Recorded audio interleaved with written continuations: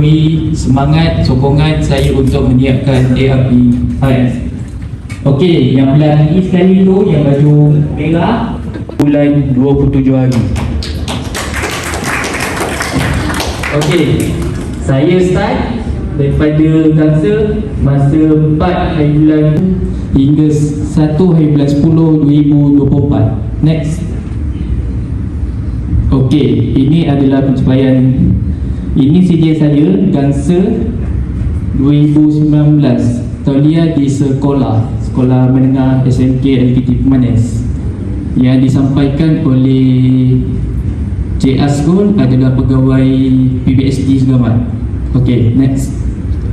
Okey, ini adalah sijil perak masa saya 2022 disampaikan oleh Datuk On Jaafar di JB.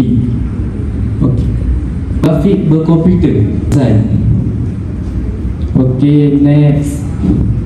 Ini adalah satu volunteer melihat perlawanan JDT lawan Kedah separuh hari kedua Piala FA. Okey, next. Ni adalah OMJ. Next. OMJ juga.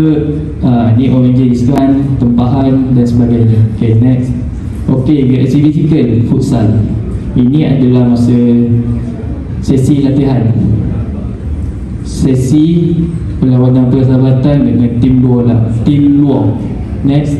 Okey, ini adalah pertandingan saya main di Sukan Don Pemanis. Okey, ini adalah program jelajah lasak di Kuala Sau Tesaru. Next.